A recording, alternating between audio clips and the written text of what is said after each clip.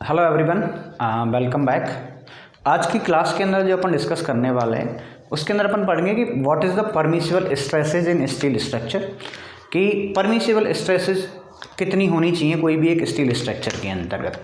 देखो, permissible stress का मतलब क्या होता है। परमिसिबल स्ट्रेस का मतलब हो गया कि कितनी स्ट्रेस उस स्ट्रक्चर के अंतर्गत जनरेट हो जाए तब तक मेरा जो स्ट्रक्चर है वो फेल नहीं होगा। सीधे शब्दों में तो आप ऐसे कह सकते हो, यानी कि परमिसिबल स्ट्रेस क्या हो जाएगा, यील्ड स्ट्रेस में यदि अपन फैक्टर ऑफ सेफ्टी से भाग दे दें, सिंपल सा।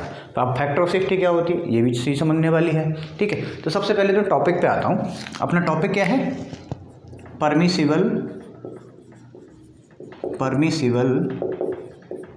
स्ट्रेसेस इन स्टील स्ट्रक्चर, ठीक है, इन स्टील स्ट्रक्चर। इस टॉपिक की अपन बेसिकली बात करने वाले हैं। अब देखो, परमिसिबल स्ट्रेसेस होती क्या हैं इसको पहले समझते हैं। कि मान लिया कि जब भी अपन बात कर रहे हैं परमिसिबल स्ट्रेस की बात कर रहे हैं, तो यदि मैथमेटिकली देखा जाए तो ये क्या होगा अपना, यील्ड स्ट्रेस अपॉन में, यील्ड स्ट्रेस को अपन डिनोट किससे करते हैं, एफ वाई से, फैक्टर ऑफ सेफ्टी, ठीक है। क्या बोलेंगे अपन, फैक्टर ऑफ सेफ्टी।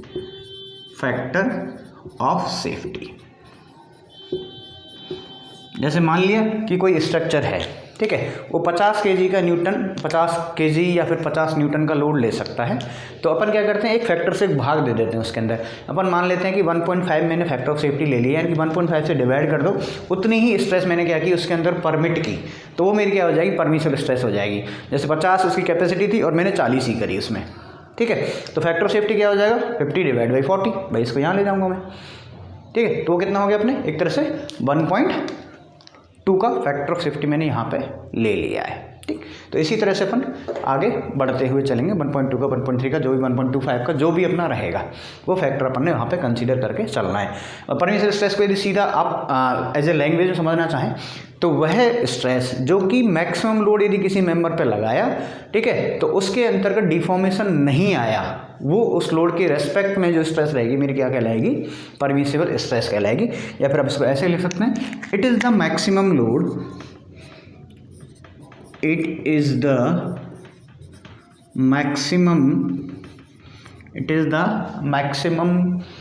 लोड कह सकते हैं, ठीक है, load carried by the structure कह लो, या फिर आप मटेरियल कह लो। स्ट्रक्चर की बात कर रहे हैं तो आप स्ट्रक्चर कह देंगे, यदि मेंबर की बात कर रहे हैं तो आप मेंबर कह देंगे, ठीक है। Carried by the member without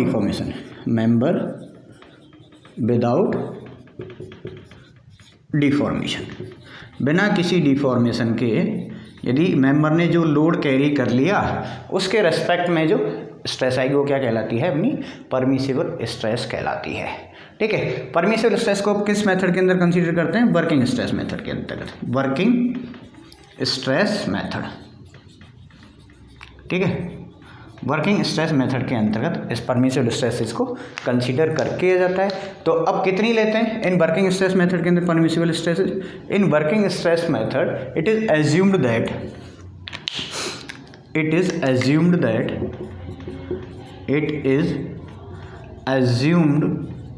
that ये पहले से ही मान लिया जाता है कि जो भी मेंबर है, ठीक है, वो अपना कहाँ तक काम करेगा, जो लोड है अप टू इलास्टिक लिमिट तक लेगा। इलास्टिक लिमिट अपन ने कल समझी थी कि जैसे जैसे अपने स्ट्रेन डायग्राम जो देखा था, यानी एक सर्टेन लोड जिसके बाद बॉडी के अंदर डिफॉर्मेशन आता है, और डिफॉर्मेशन कब तक रहेगा, जब तक एक्सटर्नल लोड अप्लाई रहेगा। यदि उसको लोड को वहाँ से हटा दिया तो वो अपनी पुरानी कंडीशन के अंदर वापस आ जाता है। वो जो पॉइंट था वो क्या था, मेरा इलास्टिक लिमिट था, ठीक है। तो इलास्टिक लिमिट तक की अपन बात करेंगे वर्किंग स्ट्रेस मेथड के अंदर। तो in working stress method it is assumed that member can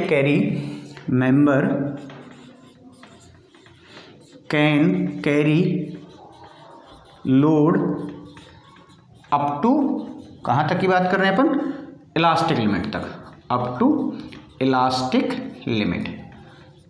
limit तक ही वो लोड को कैरी करेगा, ठीक है। तो जो भी मेंबर है वो जो डिज़ाइन किए जाएंगे वो किसको रेजिस्ट करने के लिए किए जाएंगे, जो भी उस पर्टिकुलर जो पॉइंट है वहाँ पे जितना स्ट्रेस उसके अंतर्गत जनरेट हो रहा है, ठीक है। तो hence member will be design, hence member will be designed, member will be design. किस लोड के लिए करेंगे भाई अपन, ठीक है, किस लोड के लिए, such that they can resist, such that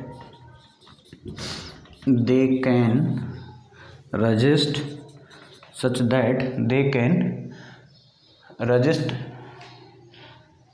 they can resist less load, resist less load as compared to the, as compared to the, as compared to the resistance of maximum, resistance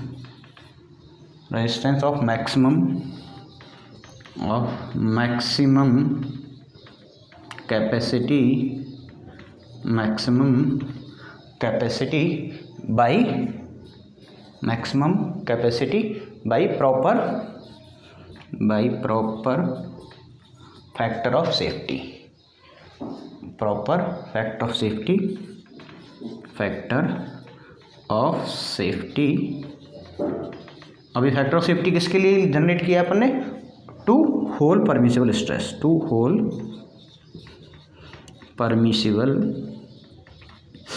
permissible stresses, ठीक है। तो देखो सबसे पहले दोबारा मैं समझा देता हूँ, स्टार्टिंग से अपन बात कर लेते हैं। परमिसिबल स्ट्रेस की बात करी अपन, पहले जो टॉपिक ही वो क्या था, परमिसिबल स्ट्रेसेज इन स्टील स्ट्रक्चर, कितनी स्ट्रेसेस को आप परमिसिबल करेंगे। अब परमिसिबल कितनी को करेंगे कि इतना अपन लोड को इसके अंदर अप्लाई कर सकते हैं जिससे कि मेंबर के अंतर्गत कोई भी डिफॉर्मेशन नहीं आए, इतना लोड लगा दो और उस लोड के रेस्पेक्ट में जो स्ट्रेस बनेगी वो मेरी क्या कहलाएगी, परमिसिबल स्ट्रेस कहलाएगी। सबसे पहले अपन ने बात करी, जब वर्किंग स्ट्रेस मेथड को अपन पढ़ते हैं, जैसे अपन ने आरसीसी के अंदर 3 मेथड की बात करी थी, working stress method, load factor method और लिमिट स्टेट मेथड या फिर प्लास्टिक मेथड। तो पहले वर्किंग स्ट्रेस की बात कर रहा हूँ। तो वर्किंग स्ट्रेस में ये माना जाता है कि अपन इतने जो स्ट्रक्चर है वो जो भी लोड कैरी करेगा वो विद इन इलास्टिक लिमिट ही करेगा, और उसमें भी एफ वाई के अंतर्गत भी, यदि अपन ने बात की थी कि ए बी सी पॉइंट क्या है, बहुत ज़्यादा पास में होते हैं, तो जो भी अपना यील्ड स्ट्रेस आएगा उसमें भी अपन क्या करेंगे, एक sufficient factor of safety consider करके चलेंगे, तब जाके जो स्ट्रेस बनेगी वो मेरी क्या कहलाएगी, परमिसिबल स्ट्रेस कहलाएगी, ठीक है। जैसे फॉर एग्जांपल की मैं बात करूं, फैक्टर ऑफ सेफ्टी जो 1.67 लेते हैं अपन, किसके लिए लेते हैं भाई 1.67, 4 member subjected to axial tension और compression. Factor of safety 1.67, 4 member subjected to axial compression और टेंशन। यदि इनमें से कुछ लगा हुआ है तो आप क्या कंसीडर करोगे, फैक्टर ऑफ सेफ्टी 1.67 क्या करोगे, कंसीडर करोगे। वहीं यदि बेंडिंग स्ट्रेस की बात करेंगे तो फैक्टर ऑफ सेफ्टी को थोड़ा कम कर देंगे। वो क्यों करते हैं, क्योंकि देखो डायरेक्ट स्ट्रेस की बात करूँगा जब मैं, तो डायरेक्ट स्ट्रेस के अंदर तो क्या होता है, सारे जो फाइबर्स होते हैं उनके अंदर सेम स्ट्रेस की वैल्यू होती है, जबकि बेंडिंग के अंदर सिर्फ टॉप फाइबर के अंतर्गत क्या होते हैं, एक्सट्रीम स्ट्रेसेस जनरेट होते हैं। तो उस केस के अंदर इसको ऐसा किया जाता है, ठीक है। तो ये तो कहानी थी मेरी परमिसिबल स्ट्रेसेस क्या होती हैं, ठीक है। अलग एक एग्जाम्पल ही बता दिया। उससे पहले अपन थोड़ा सा कंपेयर करेंगे WSM और LSM के अंतर्गत, ठीक है। तो पहले मैं WSM की बात कर लेता हूँ, वर्किंग स्ट्रेस मेथड की, ठीक है। तो वर्किंग स्ट्रेस मेथड कब अप्लाई किया जाता है, फिर क्यों अप्लाई किया जाता है, उसके बारे में बात कर लेते हैं थोड़ी सी। देखो जब भी अपन फील्ड की बात करते हैं, ठीक है, तो जब भी अपन फील्ड की बात करते हैं तो वहाँ लोड्स का कोई भी कॉम्बिनेशन बन सकता है, चाहे अपना डेड लोड हो, लाइव लोड हो, अर्थक्वेक लोड हो, विंड लोड हो, कोई सा भी लोड वहाँ पे आ सकता है। तो मेंबरों को इस तरह से डिज़ाइन किया जाता है वर्किंग स्ट्रेस मेथड के अंतर्गत कि जितना लोड आ रहा है, ठीक है, उससे भी ज़्यादा लोड को वो क्या कर सके, रजिस्ट कर सके। वो इस तरह के सेक्शन डिजाइन किए जाते हैं किसके अंतर्गत, वर्किंग स्ट्रेस मेथड के अंतर्गत, ठीक है। तो इस लाइन को लिख लो। तो in the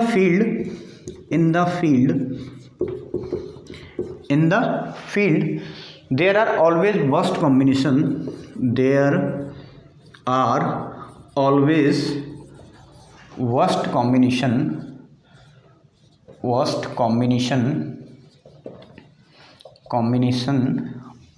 of loads.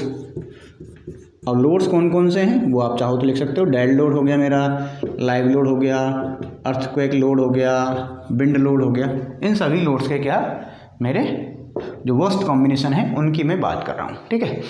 ETC hence member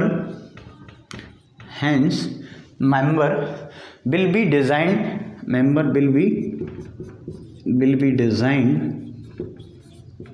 such as member को कैसे डिजाइन किया जाता है, इन सबको वो क्या कर सके, रजिस्ट कर सके, such that they can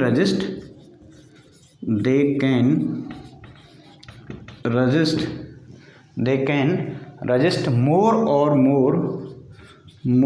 and more, ज़्यादा और उससे भी ज़्यादा, ठीक है, मोर लोड्स जो कि एक्चुअली उसके ऊपर आ रहा है, of loads of actually needed, जितने की आवश्यकता है उससे भी ज़्यादा से ज़्यादा लोड को क्या कर ले, बियर कर ले, ठीक है। इसके अंतर्गत जो बात करते हैं अपन वर्किंग स्ट्रेस के अंतर्गत, जो सेक्शंस होते हैं वो क्या होते हैं, थोड़े से हैवी होते हैं, ठीक है। तो जो भी है वर्किंग स्ट्रेस मेथड के अंदर क्या करते हैं, अल्टीमेट साइज और जो क्रॉस सेक्शन ऑफ एरिया उसको क्या कर देते हैं, इंक्रीज कर देते हैं, जिससे वर्किंग स्ट्रेस है, भाई सीधी सी बात है, एरिया को यदि आपने बढ़ा दिया तो स्ट्रेस क्या होता है, फोर्स अपॉन एरिया, तो क्या हो जाएगी, वर्किंग स्ट्रेस ऐसे ही डिक्रीज हो जाएगी। तो अल्टीमेट साइज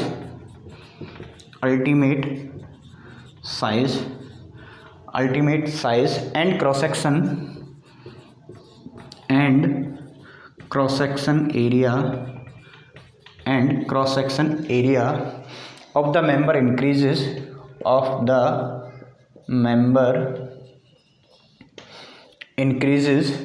अब इंक्रीज करने से क्या होगा भाई, जो स्ट्रेस है वो क्या हो जाएगा, कम, क्योंकि नीचे का जो पोर्शन आप बढ़ा रहे हो तो लोड तो कांस्टेंट है, नीचे एरिया को बढ़ा दिया तो स्ट्रेस की वैल्यू क्या हो जाएगी, कम होती हुई चली जाएगी, ठीक है। Members increases and hence working stresses decrease, तो इसकी वजह से जो वर्किंग स्ट्रेसेस हैं वो क्या हो जाएंगी, डिक्रीज हो जाएंगी, ठीक है, डिक्रीज वर्किंग स्ट्रेसेस डिक्रीज, ठीक है। अब वर्किंग स्ट्रेस होती क्या है, जैसे कि आपसे पूछा जाए वर्किंग स्ट्रेस आप मैथमेटिकली कैसे लिखोगे, तो वर्किंग स्ट्रेस इक्वल्स टू क्या हो जाएगा मेरा, जो भी लोड लगाया अपन ने, ठीक है, लोड अप्लाइड टू द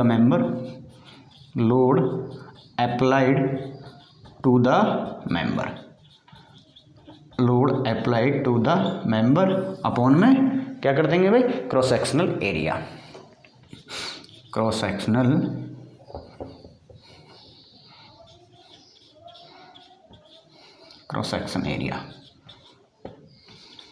ये अपना क्या हो जाएगा, वर्किंग स्ट्रेस हो जाएगा। या फिर यदि आप इसको यील्ड स्ट्रेस की टर्म में, फैक्टर ऑफ सेफ्टी की टर्म में लिखेंगे तो कैसे लिखेंगे, वर्किंग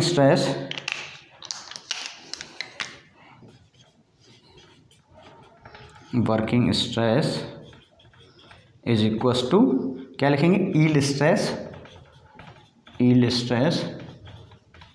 इसको F/C डिनोट कर दिया, अपॉन में फैक्टर ऑफ सेफ्टी, ऐसे भी आप क्या कर सकते हो, वर्किंग स्ट्रेस को शो कर सकते हो। तो ये थोड़ा सा आपने क्या हो गया, वर्किंग स्ट्रेस मेथड के अंतर्गत हो गया।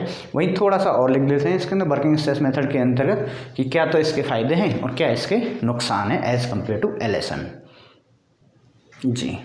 तो पहले तो मैं बात कर लेता हूँ फ़ायदे, ठीक है, या फिर मेरिट्स, एक फ़ायदे नुकसान की बात करेंगे, ज़्यादा नहीं कर रहे। मेरिट्स ऑफ WSM यानी कि वर्किंग स्ट्रेस मेथड के फ़ायदा क्या है। तो देखो बेसिकली इस जो वर्किंग स्ट्रेस मेथड से जो अपन मेंबर डिज़ाइन करते हैं, एक तो वो फ्यूचर के अंतर्गत फेल नहीं होता है यदि अपने उसको बनाया हुआ है उससे वर्किंग स्ट्रेस से। क्यों बनाया हो, देखो आपने पुराने टाइम में देखा होगा कि जितने भी टाइम के पुरानी बिल्डिंग्स हैं, जैसे राजा महाराजाओं के किले हैं, वो अभी तक टिके हुए हैं। क्यों टिके हुए हैं, क्योंकि उन्होंने मटेरियल की कॉस्ट को ही नहीं समझा। एक तरह से क्या हुआ, जितना लोड आ रहा था उसके फैक्टर ऑफ सेफ्टी ज़्यादा लेते चले गए और वो बना दिए, बहुत मोटी मोटी दीवारें बनेंगी, ठीक है, जिनकी थिकनेस बहुत ज़्यादा है, ठीक है। इस तरह से वर्किंग स्ट्रेस मेथड के अंदर क्या होता है, सेक्शन थोड़े मेरे क्या होते हैं, हैवियर होते हैं, ठीक है, क्योंकि पहले कॉस्टिंग कम होती थी, इसलिए वर्किंग स्ट्रेस मेथड के जो भी स्ट्रक्चर हैं उनकी जो लाइफ स्पान है वो बहुत ज़्यादा है, ठीक है। तो अब भी जो वर्किंग स्ट्रेस से बनाते हैं उसके अंदर क्या होता है, परमिशन स्ट्रेसेस को अपन कम कर देते हैं, सेक्शंस को हैवियर यूज कर लेते हैं, तो फेल ही क्यों होंगे, ठीक है। तो member can not be fail, the member can not be failed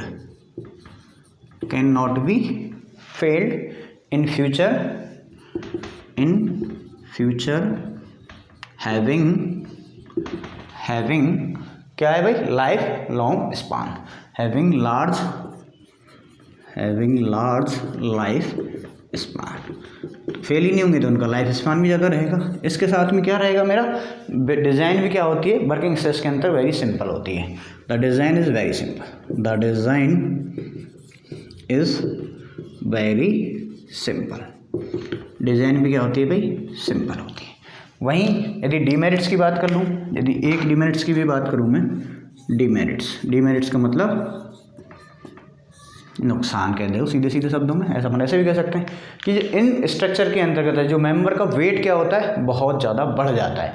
जब भी अपन वर्किंग स्ट्रेस मेथड से जब डिज़ाइन करते हैं तो सेक्शन क्या होते हैं, हैवियर होते हैं, यानी कि वेट उसका ज़्यादा बढ़ जाता है।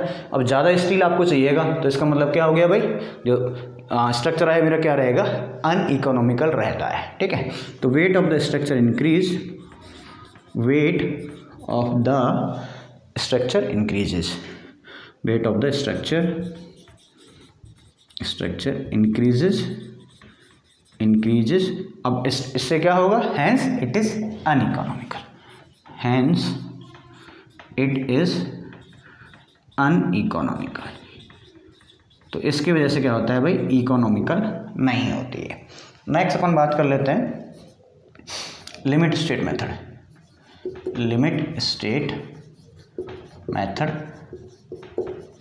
या फिर इसी को कहा जाता है प्लास्टिक मेथड। क्या कहा जाता है भाई, प्लास्टिक मेथड। आरसीसी के अंदर आपने पढ़ा होगा लिमिट स्टेट, दो तरह की लिमिट स्टेट होती हैं भाई, एक अपनी होती है लिमिट स्टेट ऑफ कोलैप्स, एक होती है अपनी लिमिट स्टेट ऑफ सर्विसिबिलिटी। वहाँ पे अपन ने इन दोनों की बात करी थी। अब देखो लिमिट स्टेट के अंतर्गत क्या होता है, पहला जो फैक्टर था WSM के अंदर अपन ने क्या किया, सिर्फ मटेरियल के लिए क्या ले लिया, फैक्टर ऑफ सेफ्टी को ले लिया। ठीक है, जबकि लिमिट स्टेट मेथड के अंदर अपन क्या करते हैं, जो फैक्टर ऑफ सेफ्टी है उसको अपन क्या करते हैं, दो पार्ट के अंदर तोड़ देते हैं। ठीक है, एक में तो अपन क्या करेंगे, जो लोड आने वाला है उसको ओवर एस्टिमेट करेंगे, थोड़ा सा एक लोड के लिए दे देंगे partial factor safety of load, और एक हो जाएगा अपन partial factor of safety for materials. ठीक है, तो उसको दो पार्ट में करके थोड़ा लोड को बढ़ा देंगे और थोड़े मटेरियल की कैपेसिटी को कम करके चलते हैं। ठीक है, तो इसके अंदर अपन जो डिज़ाइन करते हैं वो थोड़ा सा प्लास्टिक जो लिमिट है उसके अंतर्गत तक करते हैं, लिमिट स्टेट के अंतर्गत। तो जब भी अपन डिजाइन मेंबर की बात करेंगे तो वो कहाँ तक टच करेंगे, अपनी प्लास्टिक रेंज को टच करके चलेंगे। फैक्टर ऑफ सेफ्टी है जो कि लोड के साथ साथ किसको भी चाहिए, मटेरियल को भी चाहिए, और उसमें कितना होना चाहिए कि वो सर्विसिबिलिटी क्राइटेरिया की रिक्वायरमेंट को भी क्या करे, फुलफिल करे। ठीक है, तो इसलिए इन फैक्टर्स को क्या कहते हैं, पार्शियल फैक्टर ऑफ सेफ्टी कह देते हैं। जब आपसे डिजाइन लोड की बात करेंगे भाई, वहाँ अपन ने परमिसिबल स्ट्रेसेस की बात करी, यहाँ पे अपन बात करेंगे डिजाइन लोड की। ठीक है, कि जो भी कैरेक्टरिस्टिक लोड रहेगा उसमें यदि पार्शियल फैक्टर ऑफ सेफ्टी से डिवाइड कर दोगे तो वो क्या हो जाएगा, मेरा डिजाइन लोड हो जाएगा। ठीक है, तो इस तरह से अपन बात करते हैं। तो सबसे पहले तो एक लाइन लिख लीजिएगा, the design of the member, यानी कि LSM के अंतर्गत मैं बात कर रहा हूँ। ठीक है, the design of the member, the design of the member, the design of the member may touch the plastic range, may touch the plastic range, touch the plastic range, or factor of safety will be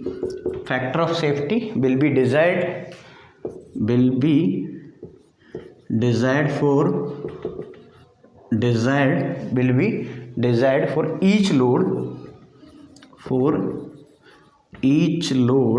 by considering load combinations,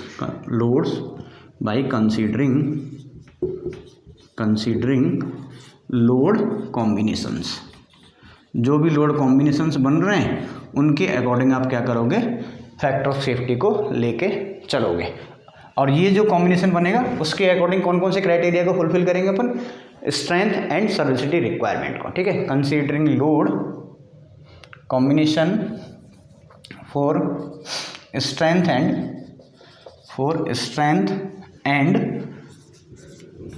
serviceability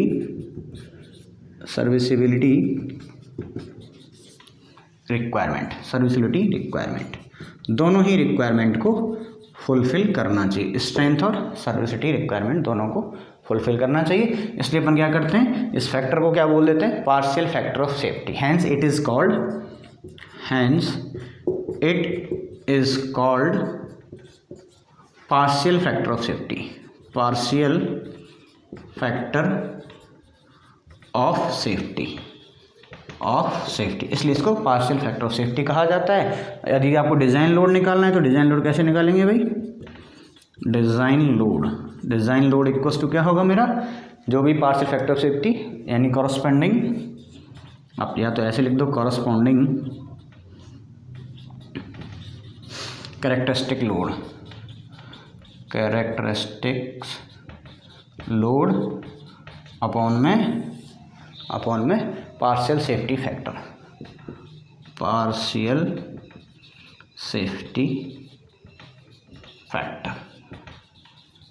ठीक है। ऐसे आप कर सकते हो। Design load यदि आपको दिया हुआ है तो उसके अंदर मेंबर को कैसे बनाया जा सकता है, ठीक है। तो ये तो थोड़ा सा इंट्रोडक्शन हो गया वर्किंग स्ट्रेस और प्लास्टिक स्टेट का। अगेन अपन जो मेन जो टॉपिक था वो ये है कि कौन कौन से स्ट्रेसेस के अंदर स्ट्रेसेस को कितना परमिसिबल करना है डिफरेंट कंडीशंस के अकॉर्डिंग, ठीक है। अब अपन उस पर आते हैं, इसको मैं मिटा देता हूँ। हाँ जी, अब अपन डिस्कस करते हैं one by one permissible stresses in steel structure. First case जो है यानी कि मैक्सिमम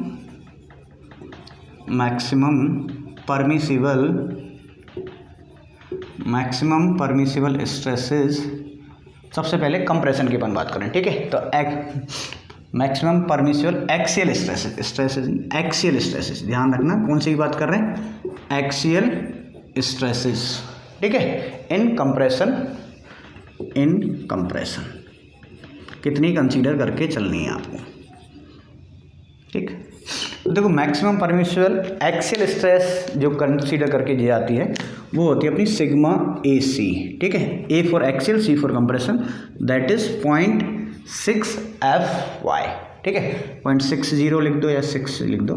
ये अपनी क्या होती है भाई, मैक्सिमम परमिसिबल एक्सियल स्ट्रेस होती है। अब एक्सियल स्ट्रेसेस है और वो भी कंप्रेशन में, तो सबसे पहले अपन को ये आइडेंटिफाई करना है कि ऐसे कौन कौन से मेंबर्स हैं जो कि जिनके अंदर क्या लगता है, कंप्रेशन लगता है और वो भी एक्सियल लगता है। तो जैसे इसके एग्जांपल हो जाएंगे अपने कॉलम हो गया, ठीक है, जितने भी कॉलम होते हैं उनके अंदर क्या होता है, एक्सियल कंप्रेशन लगता है। एक जो अपने ट्रस होते हैं, ठीक है, तो ट्रसों के अंदर जो कंप्रेशन मेंबर होते हैं, जिन मेंबर के अंदर कंप्रेशन जनरेट होता है उनको अपन क्या बोल देते हैं, स्ट्रट, ठीक है। तो कहाँ यूज होगी ये, use in the design of columns and struts, ठीक है, स्ट्रट्स यानी ट्रस के अंदर जो कंप्रेशन मेंबर होता है उसको अपन क्या कह देते हैं, स्ट्रट्स कह देते हैं, ठीक है। ये क्लियर हो गया। नेक्स्ट अपन बात करते हैं मैक्सिमम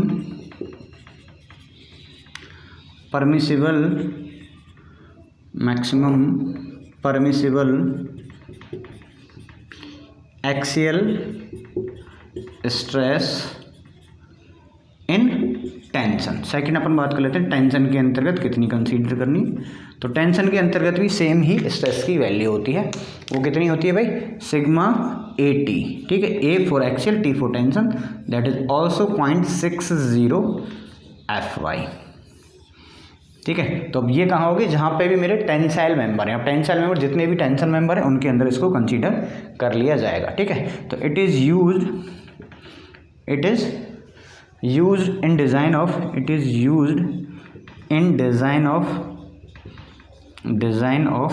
टेंशन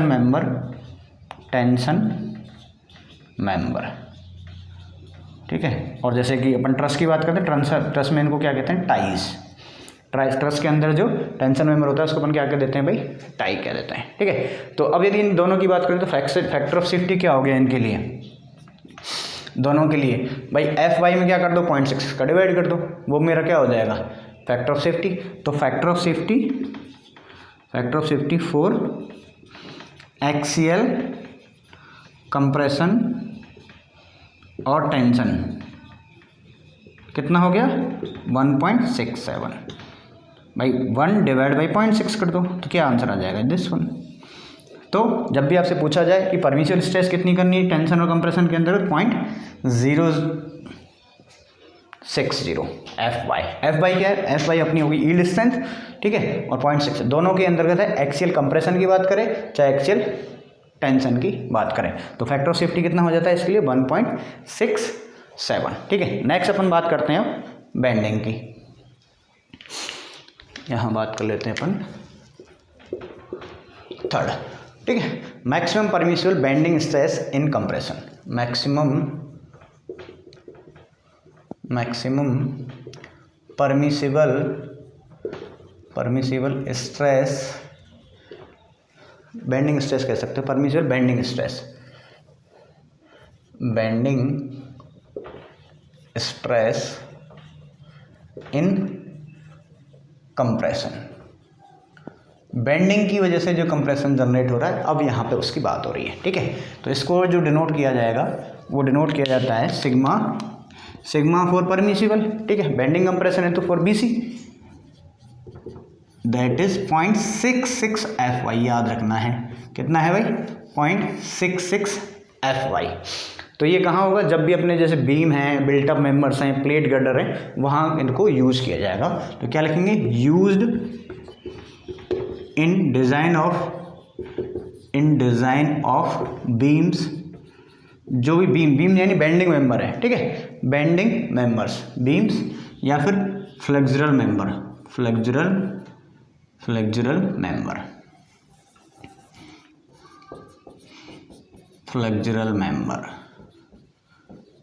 ठीक है, जैसे कि बीम हो गया फ्लेक्सुरल मेंबर, उसी तरह से बिल्टअप बीम हो या फिर आपसे बोल दिया जाए प्लेट गर्डर हो, तो उस केस के अंतर्गत क्या करेंगे, इस चीज़ को कंसीडर करके चलेंगे, ठीक है। वहीं सेकंड अपन बात करें maximum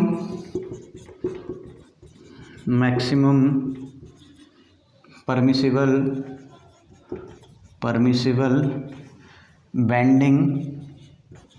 bending stress in tension, तो टेंशन के अंतर्गत क्या होती है, वैल्यू मेरी सेम ही रहती है, कितनी रहेगी भाई, वही सिग्मा बी, सी की जगह क्या कर दूंगा मैं बी टी, तो दैट इज ऑल्सो 0.66 FY, ठीक है, ये हो जाएगा। नेक्स्ट अपन यदि बात करें maximum permissible stress in shear की बात कर लेते हैं, ठीक है, शियर की बात कर लें चाहे तो maximum permissible average shear stress, maximum permissible average shear stress, तो इसके लिए जो वैल्यू रहती है मेरी वो क्या रहेगी भाई, अब इसको डिनोट कैसे करेंगे, tau V average that is 0.4 FY, 0.4 FY। वहीं ये तो क्या एवरेज शियर स्ट्रेस के लिए, वहीं आपसे मैक्सिमम शियर स्ट्रेस के लिए पूछ ले, maximum permissible maximum shear stress, ठीक है, ये भी मैक्सिमम है, मैक्सिमम शियर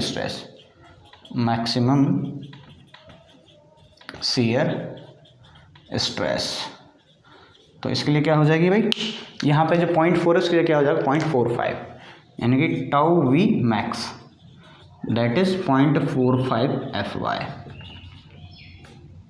एक और है उसको भी इसी में लिख लेते हैं, लास्ट वन इज ये कितना 6 से 7 नंबर हो गया, ठीक है, वो आता है maximum permissible stress in bearing, ठीक है, maximum permissible bearing stress in column base, maximum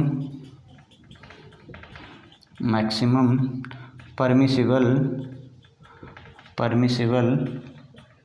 bearing stresses in column base, column के जो बेस होते हैं उसके अंतर्गत कितनी कंसीडर करनी है, तो उसके अंदर जो वैल्यू है वो सबसे मैक्सिमम होती है, यानी कितनी होती है भाई 0.75, यानी कि इसको क्या लिख दूंगा मैं सिग्मा बियरिंग, डायरेक्ट लिख दो चाहो तो, इसको डिनोट सिग्मा से भी कर सकते हो, इससे भी कर सकते हो, याद रखना है, लेकिन ये किससे किसको किया हुआ है, तो ये होती है इसकी मैक्सिमम बियरिंग स्ट्रेस, ठीक है। तो ये अपनी क्या हो गई एक्सियल, यदि कंप्रेशन टेंशन आ रहा है परमिसिबल स्ट्रेस कितनी होगी 0.60 FY। वही अपन बेंडिंग कंप्रेशन की बात करी तो 0.66 FY, बेंडिंग टेंशन की बात करी 0.66 FY। Permissible average shear stress के लिए बात करी तो 0.4 FY, वहीं मैक्सिमम शियर स्ट्रेस के लिए बात करी तो 0.45 FY, वहीं अपन ने bearing stress in column base की बात करी 0.75। अब फैक्टर ऑफ सेफ्टी की बात करें, यहाँ तो कितना था 1.67, यहाँ कितना हो जाएगा भाई 1/0.66 दैट इज 1.5, ये क्या हो गया फैक्टर ऑफ सेफ्टी। इसके लिए भी कितना हो जाएगा फैक्टर ऑफ सेफ्टी 1.5। वहीं इसकी बात करें तो इसके लिए कितना हो जाएगा 1/0.4 दैट इज 2 कितना हो गया भाई 2.5 हो जाएगा सीधा सीधा। This is factor of safety. अब इसकी बात करें तो 1/0.45, तो 1/0.45 कितना होता है 2 कितना हो जाएगा, बताओ कितना हो जाएगा भाई, अरे कर लो यार कैलकुलेटर से।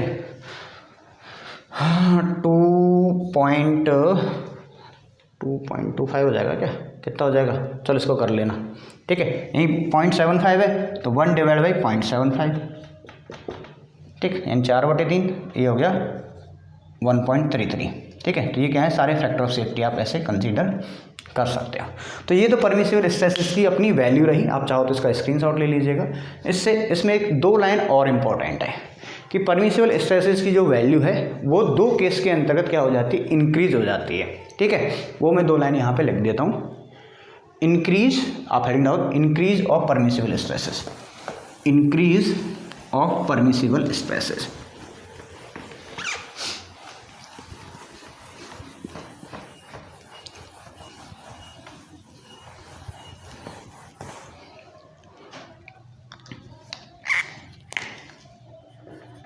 Increase of permissible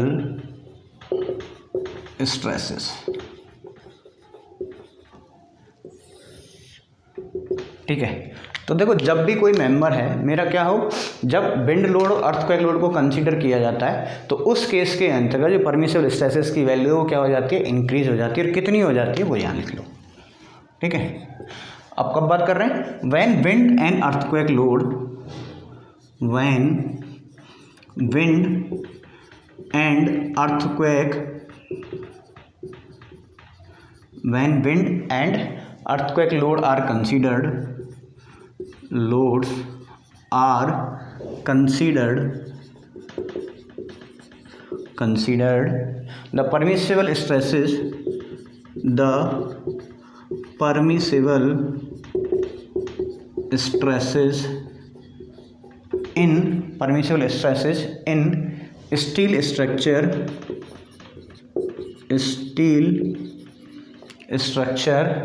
are increased by 33%। तो उस केस में 33% क्या हो जाती है इंक्रीज हो जाती है। इंपॉर्टेंट क्या है, कौन कौन सी लोड की बात कर रहे हैं, जब विंड और अर्थक्वेक लोड को कंसीडर किया जाता है तो क्या बढ़ रही है भाई परमिसिबल स्ट्रेस की वैल्यू क्या हो रही है इंक्रीज हो रही है, किसके अंतर्गत, स्टील स्ट्रक्चर के अंतर्गत, ठीक है। यदि मैं स्ट्रक्चर की बात कर रहा हूँ तो कितना इंक्रीज हो रही है 33%। वहीं यदि मैं कनेक्शन की बात करूँ, यानी स्ट्रक्चर के अंतर्गत भी किसकी बात करूँ, कनेक्शन की बात करूँ, या फिर अपन कह सकते हैं इनको फास्टनर्स, ठीक है। कई बार फास्टनर्स लिख देते हैं, कई बार कनेक्शंस लिख देते हैं, या फिर रिवेट या फिर बेल्ट जो भी कहे, ठीक है। तो उस केस में जो इंक्रीमेंट होता है वो कितना होता है 25% होता है, ठीक है। तो when wind and earthquake load are considered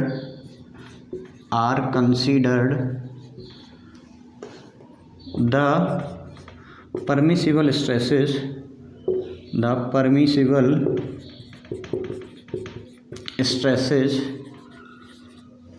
in fasteners, ठीक है। या तो आपको फास्टनर्स लिखा आ जाएगा, या फिर कनेक्शन लिखा आ जाए, या फिर बोल्टेड या वेल्डेड लिखा आ जाए, ठीक है। रिवेट वेल्ड कुछ भी लिख दे, रिवेट एंड वेल्ड लिख दे, ठीक है। कितनी इंक्रीज होगी, आर इंक्रीज्ड बाय 25%। उस केस के अंदर कितनी हो जाती है भाई 25% हो जाती है। ऑब्जेक्टिव में सारे ही क्वेश्चन बहुत ज़्यादा इंपॉर्टेंट है, ठीक है। कितनी परसेंट हो रही है? 25%। किस केस के अंदर? रिवेटेड, वेल्डेड या फास्टनर्स या कनेक्शंस जो भी आपको बोल दें, उस केस के अंतर्गत जब विंड लोड और अर्थक्वेक लोड को यदि कंसीडर किया जाता है तो परमिसिबल स्ट्रेसेस क्या हो जाती है मेरी? इंक्रीज हो जाती हैं, ठीक है। तो ये तो अपनी हो गई परमिसिबल स्ट्रेसेस कितनी इंक्रीज हुई या फिर कितनी होती हैं। बेंडिंग कंप्रेशन में कितनी होती है, कंप्रेशन कितनी होती है, axial compression, axial tension, permissible stress in average shear stress, permissible stress in maximum shear stress, permissible stress in column base, ठीक है। ये सारी चीज़ें आपको, ये वैल्यूज आपको याद रखनी है, ठीक है। यदि आपको स्टील की ग्रेड चेंज कर देता है तो एफ बाई की वैल्यू चेंज हो जाएगी। यदि आपको माइल्ड स्टील देता है, स्टील देता है डायरेक्टली, तो आप एफ बाई की वैल्यू डायरेक्टली क्या लिख सकते हो? 250 न्यूटन पर mm² लिख सकते हो, ठीक है। यहाँ तक की कहानी हो गई खत्म। अब कुछ एक पॉइंट है, जैसे कि परमिसिबल डिफ्लेक्शन कितना अपन पर मिनट करते हैं। देखो ये तो क्राइटेरिया किसका था? मेरा स्ट्रेंथ का था। वहीं यदि मैं सर्विसिबिलिटी क्राइटेरिया की तरफ भी चला जाता हूँ कई बार, ठीक है, तो वहाँ पर भी क्या होता है कि कितना अपन डिफ्लेक्शन परमिट कर सकते हैं। कोई बीम मेंबर अपन ने बनाया तो कितना झुक सकता है, उसके अंदर कितना डिफॉर्मेशन आ सकता है, उसको भी मैं यहाँ पे एक छोटी सी टेबल बना देता हूँ, उसको भी आप लिख लीजिएगा। इसको मैं मिटा रहा हूँ, ठीक है। हाँ जी, अभी अपन बात कर लेते हैं डिफ्लेक्शन की। तो फर्स्ट में अपन बात करते हैं WSM के अकॉर्डिंग, ठीक है। तो एज पर WSM मतलब क्या होता है? वर्किंग स्ट्रेस के अंतर्गत मैक्सिमम हॉरिजॉन्टल वर्टिकल डिफ्लेक्शन कितना होता है? As per WSM maximum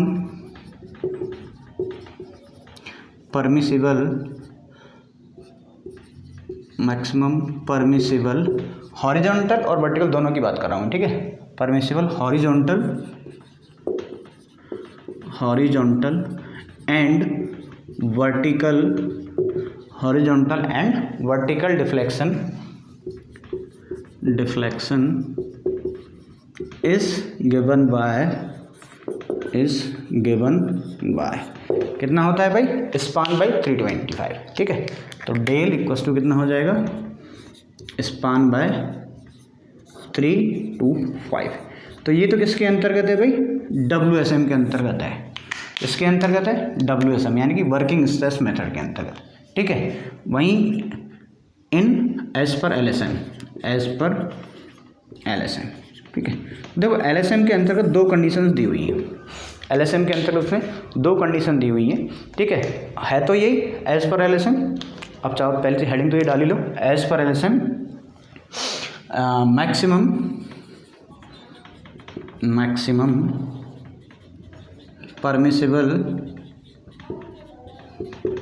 permissible horizontal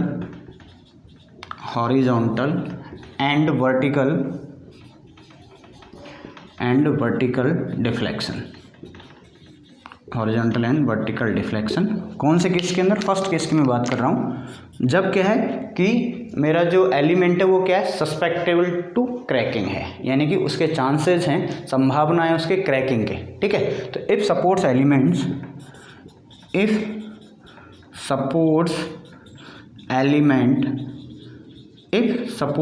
element are not susceptible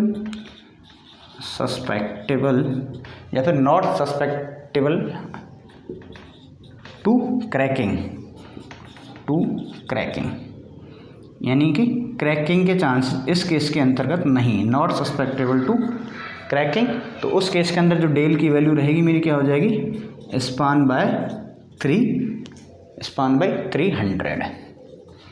उस केस के अंदर क्या है होगी वैल्यू मेरी? Span by 300। याद रखना है किस केस की बात कर रहे हैं? जब नॉट सस्पेक्टेबल टू क्रैकिंग है। वहीं यदि मैं बात करूं इफ सपोर्ट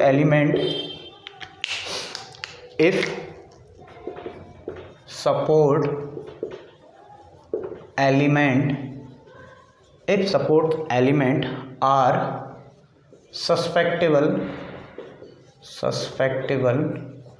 टू क्रैकिंग, यदि वहाँ पे क्रैकिंग के संभावना है तो उस केस के अंतर्गत जो डेल की वैल्यू रहेगी मेरी वो क्या हो जाएगी? स्पान बाय 360, यानी कि वैल्यू अपन क्या कर देंगे? कम कर देंगे, ठीक है। तो ये दोनों चीज़ें आपको याद यहाँ पे रखनी है, ठीक है। इसके अलावा कुछ गैंट्री रडर के केसेस हैं, वो अपन जब गैंट्री रडर पढ़ेंगे तब अपन डिस्कस कर लेंगे, ठीक है। तो आज की क्लास के अंदर सिर्फ इतना ही, बाकी मिलते हैं अपन नेक्स्ट क्लास के अंतर्गत। Thank you very much.